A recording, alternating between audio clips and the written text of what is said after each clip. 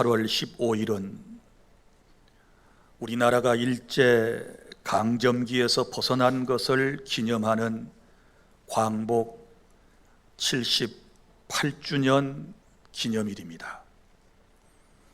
우리 그리스도인들은 광복절을 맞아서 우리 조국 대한민국을 이전보다 더 아끼고 사랑하는 그런 마음을 가져주시기를 바랍니다. 2018년 우리 교회 성도 40여 명은 러시아 연해주의 블라디보스톡 그리고 우스리스크를 다녀온 적이 있습니다. 특별히 이 지역에는 일제 강점기 때 독립운동을 하셨던 분들의 발자취가 고스란히 남아 있었습니다. 그 중에 신한촌이라고 하는 곳은 우리 한인들이 집단으로 거주했던 곳입니다. 그러나 안타깝게도 1920년 4월 5천 명이나 되는 한인들이 일본군에 의해 그곳에서 학살당했습니다. 지금 그곳에는 그때의 사건을 기념하기 위해서 탑 3개를 세웠는데, 첫째 탑의 의미는 국내에서 만들어진 한성 정부, 그리고 둘째 탑은 중국 상해 임시 정부, 그리고 셋째 탑은 러시아에서 조직된 대한민국 국민회의를 상징한다고 그럽니다. 어젯밤 10시 25분에 KBS 제1TV에서 시베리아 페치카라고 하는 다큐가 소개되었습니다. 그 주인공은 러시아 땅에서 독립운동을 주도적으로 감당했던 최재형 선생에 대한 이야기였습니다. 사실 이 최재형 선생은 우리에게 잘 알려지지 않은 분이지요. 함경도 경원에서 노비 혹은 소장농 출신인 아버지와 기생 출신인 어머니 사이에서 태어났습니다. 이 가족은 1869년 러시아 땅으로 이주했습니다.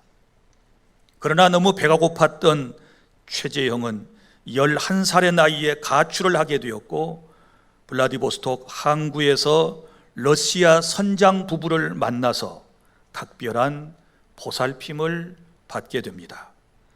선장 부인이 최재형에게 기독교 신앙과 그리고 러시아어와 서양 학문을 가르쳐주고 여행을 많이 할 수 있는 기회를 주었습니다.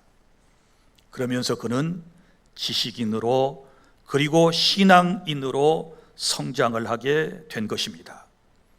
그는 러시아의 군수업으로 부를 쌓아 그 당시 농사밖에 모르던 한인들에게 학교와 교회를 세워 배움의 기회를 주었습니다. 그리고 자신의 기업체에 많은 동포를 취직하게 해서 일할 수 있도록 했던 것입니다.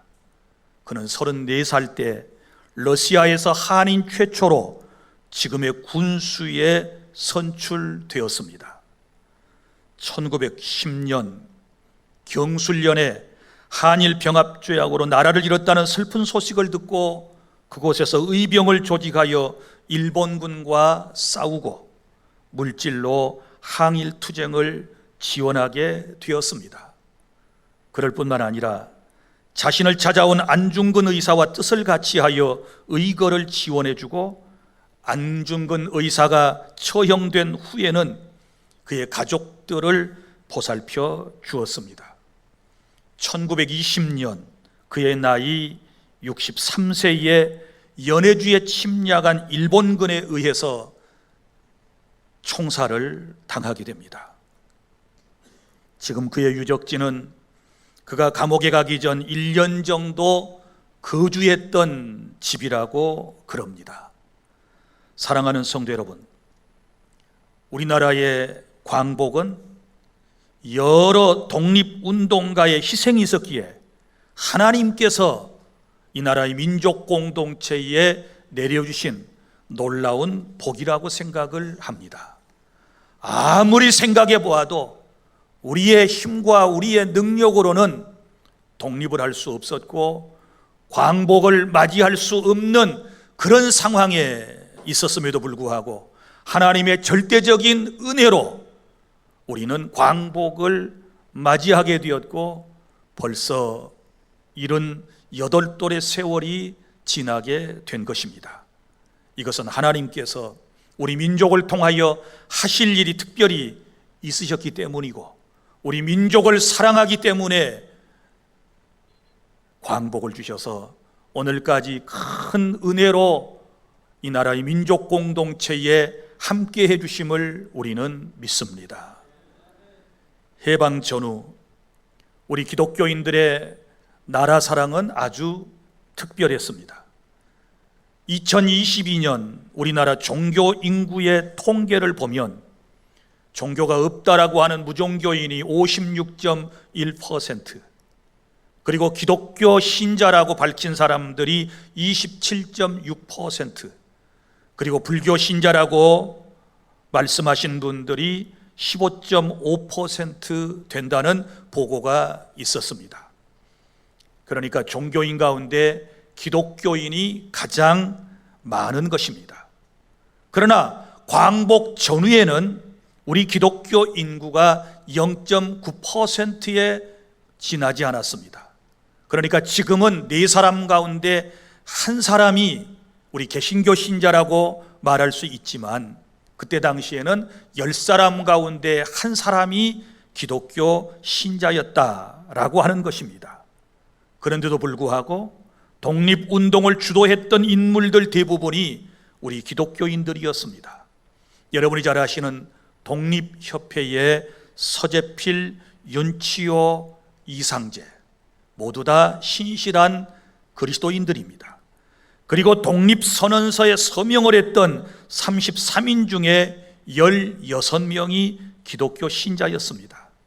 상해 임시정부의 초기 멤버였던 장덕수, 김구, 서병호, 송병근, 여훈영, 김규식 이런 분들이 그리스도인이었고 그 후에 정부의 요직을 맡은 이승만, 안창호, 이동희, 조소왕, 신익희 등이 모두 다 하나님을 섬기는 사람들이었습니다.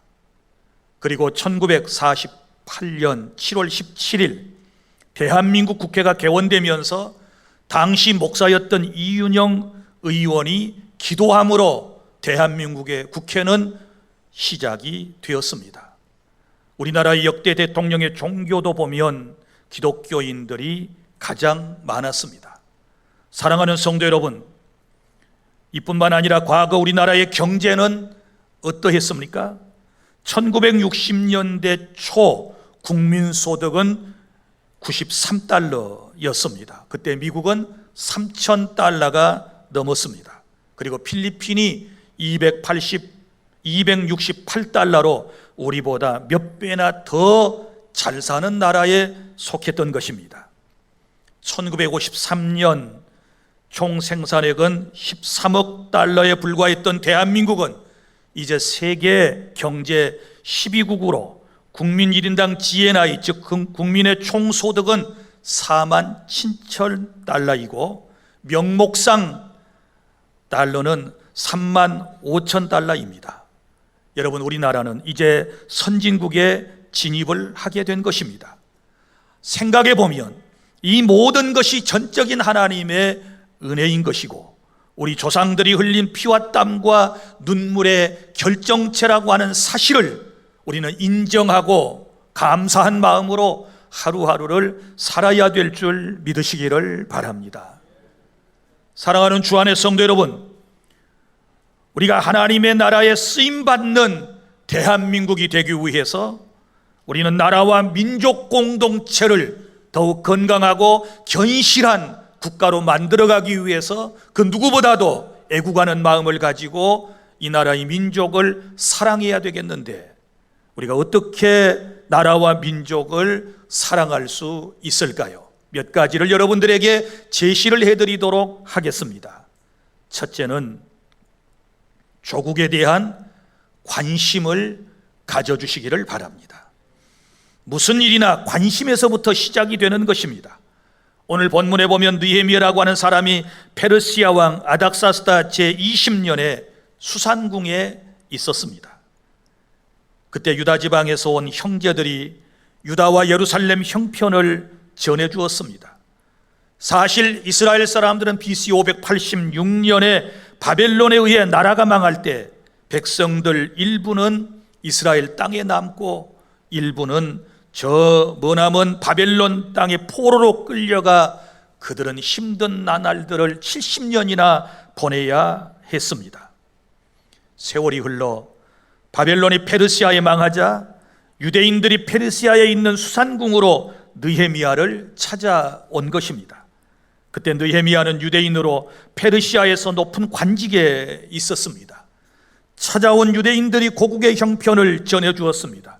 즉 포로 생활을 하다가 1차로 귀환했던 사람들이 큰 환난을 겪고 있으며 이스라엘 성은 허물어졌고 성문들은 다 불타버렸다라고 하는 안타까운 소식을 전했습니다. 그러면서 유다 지방에 사는 사람들의 고통을 경감시켜 달라고 그 먼 곳까지 찾아온 것입니다. 여러분, 애국은 관심에서부터 시작된다고 그랬는데 먼저는 유다 지역에 살면서 처참한 동족의 형편을 보고 그 사실을 말하려고 그 먼 곳까지 찾아왔던 이 형제라고 표현된 몇 사람들, 정말 대단한 사람들입니다.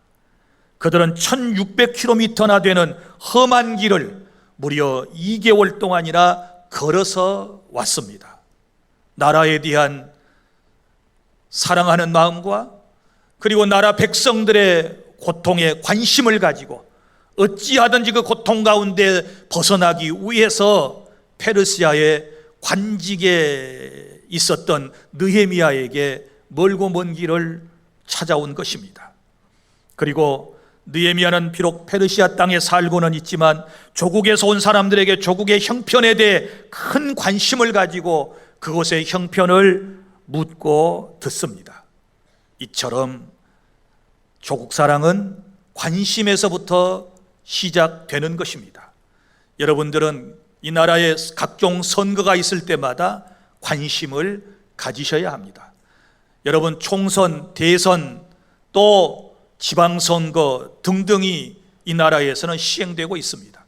나라와 민족 공동체를 이끌어 갈 지도자를 뽑는 선거입니다. 이때가 되면 대부분의 사람들이 시쳇말로 이렇게 말합니다. 다 똑같아. 누가 된들 우리가 뭐가 달라지게 생겼어? 다 똑같은 사람들이야. 이러면서 깊은 생각 없이 아무에게나 표를 찍는 경향들이 있는 것 같습니다. 그래서는 안 됩니다. 지도자를 잘 뽑아야 하는 것입니다. 누가 이 나라 이민족 공동체를 이끌어 나갈지에 대하여 지대한 관심을 가지고 사람을 여러분이 살펴보셔야만 하는 것입니다. 한 사람의 지도자가 세워지면 4년 혹은 5년을 여러분 이 나라를 이끌어가게 될 것입니다.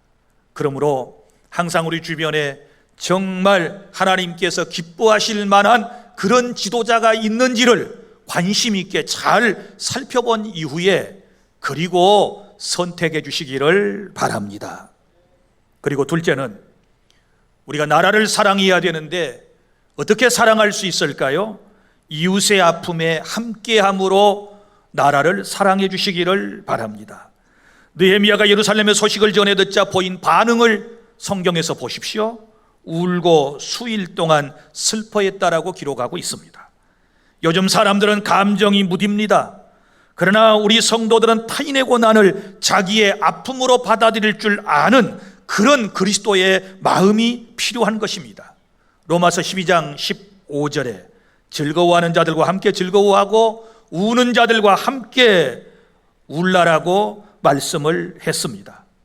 이런 마음은 공동체라는 의식이 있을 때 가능한 것입니다.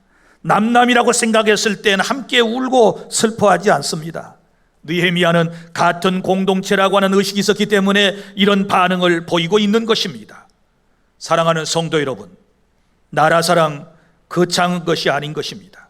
희로애락을 같이 하는 마음이 있으면 얼마든지 가능하다는 것을 아시기를 바랍니다. 마음이 움직이면 무엇인가를 하게 될 것입니다. 지금 한반도는 여러 가지로 매우 힘든 상황에 있습니다. 여러분, 장마로 인하여 홍수가 났고, 또한 태풍이 지나감으로 말미암아 많은 농경수가 침수되고 수많은 가옥들이 무너지거나 피해를 입었습니다.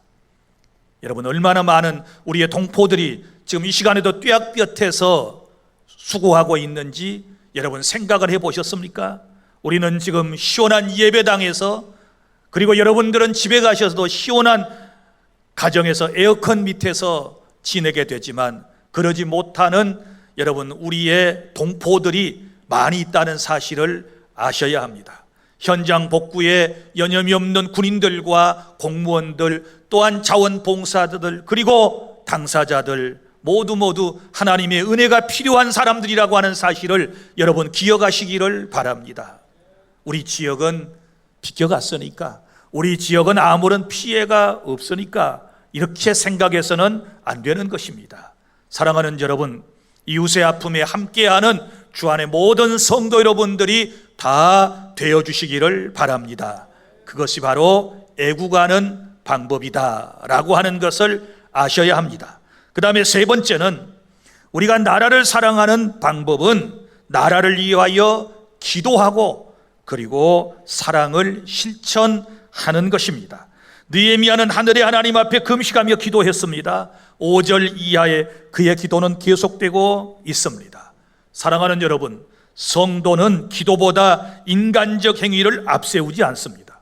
우가는 마음으로 마음과 코끝이 찡해진다고 해서 곧바로 행동하지 않습니다.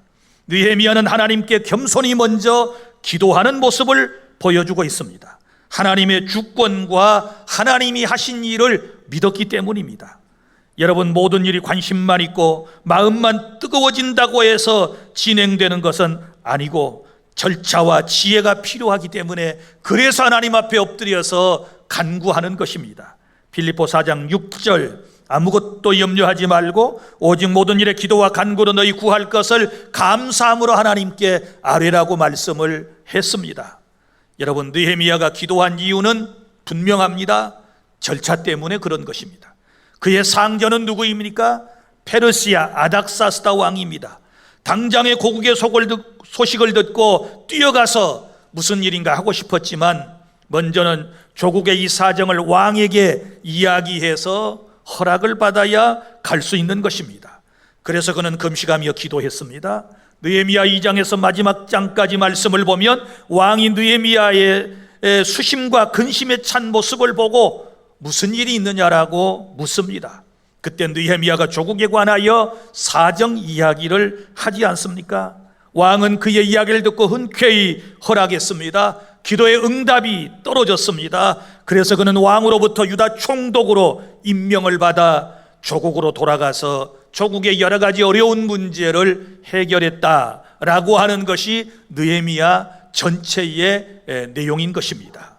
사랑하는 주 안의 성도 여러분, 오늘 저와 여러분은 모두 국가의 소중성을 알았으면 합니다. 우리 그리스도인들은 이중 국적을 가지고 있습니다. 하나는 천국의 시민권을 가진 하나님의 나라의 백성인 줄로 믿으시기를 바랍니다. 그리고 우리는 이 땅에서는 대한민국 국민이라고 하는 국적을 가지고 살아가고 있는 것입니다. 여러분 보십시오. 지구상에 나라 없이 떠도는 민족이 얼마나 많이 있는 줄 아십니까?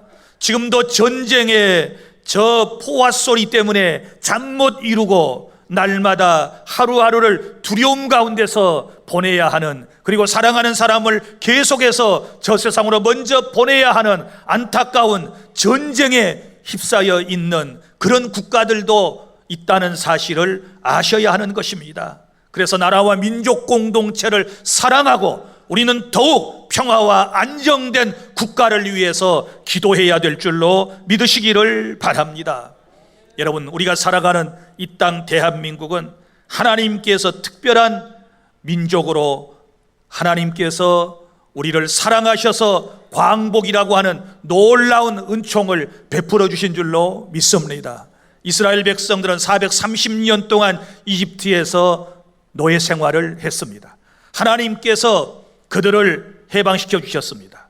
왜 그들에게 그런 놀라운 유월절의 역사, 해방의 역사를 주셨을까요? 그것은 그 민족이 선택받은 민족이었고 그 민족 가운데서 메시아가 탄생해야 되기 때문에 하나님께서 그 민족에게 놀라운 광복, 유월절을 허락하셔서 구원의 은총을 베풀어 주셨던 것입니다. 사랑하는 여러분, 아무리 생각해 보아도 우리 자력으로는 우리는 독립의 나라가 될 수 없었고 광명한 우리가 그날을 맞이할 수 없었지 않았습니까? 국제 정세로 보거나 우리의 실력으로 보거나 우리의 그때 당시의 환경으로 볼 때 우리는 자력적인 독립 혹은 광복이라고 하는 것은 매우 힘든 상황이었습니다. 그런데 하나님께서 하나님의 은혜로 우리 대한민국에 광복을 허락해 주셨습니다. 왜 그러셨을까요? 그것은 하나님께서 이 나라의 민족 공동체에 저와 여러분에게 향하신 하나님의 뜻이 있었기 때문에 그러신 줄로 믿습니다. 대한민국을 통하여 하나님께서는 하나님의 나라를 확장시켜 나갈 계획을 세우신 것입니다. 대한민국은 여러분 선교 역사가 짧음에도 불구하고 수많은 그리스도인들이 있고 여러분 지역마다 교회가 세워져 있고 그리고 수많은 그리스도인들이 정치인으로 나서서 이 나라의 민족 공동체를 이끌어가고 있습니다. 반면에 우리 한국교회는 선교적 사명을 지금 감당하고 있는데 세계에서 선교사를 미국 다음으로 가장 많이 파송하는 선교 대국이 된 것입니다. 그러니까 광복을 주신 가장 놀라운 하나님의 은혜는 우리 대한민국을 통하여, 대한민국 교회를 통하여, 우리를 통하여 하나님의 나라가 온 세상에 전파되기를 원하시는 고귀하신 뜻이 있었다는 사실을 믿으시기를 바랍니다. 이제 저와 여러분이 해야 할 일이 뭘까요? 이 땅에 믿음의 나라를 세워 나가야 하는 것이고 그리고 선교하는 나라에서의 사명을 잘 감당해야 하는 것입니다. 여러분, 우리 모두는 각자의 자리에서 나라와 민족을 위해서 일할 수 있습니다. 신자냐 불신자냐 이걸 떠나서라도 여러분, 어떤 사람은 운동선수로서 나라의 이름을 빛낸 사람들이 있지 않습니까? 손기정, 차범근, 이봉주, 현정화, 박지성, 박세리, 손흥민, 추신수, 이런 사람들은요 세계적인 인물들입니다. 또 대한민국의 삼성, LG, 현대, 기아 등등 이런 대기업은 세계적인 기업으로 대한민국을 전 세계에 알리고 있는 것입니다. 여러분, 우리는 각자의 직업과 은사와 달란트를 통해 조국을 위해서 할 일이 무엇인가를 이제는 찾아내야 될 때인 줄로 믿으시기를 바랍니다. 느헤미야는 페르시아에서 관직을 맡은 자로서 얼마든지 자신만을 위해 살 수 있었습니다. 그러나 그는 조국을 위하여, 동포를 위하여 자기가 가진 모든 것을 다 투자해서 학교를 세우고 교회를 세우고 어려운 동포들을 자기의 사업장에 취업케 해서 그들이 살아갈 수 있도록 길을 열어주었던 것입니다. 사랑하는 여러분, 내가 예수 믿고 구원받고 나만 잘 먹고 잘 살면 된다? 우리 교회만 커지고 우리 교회만 교세가 확장되면 된다? 이건 하나님의 뜻이 아니라고 생각합니다.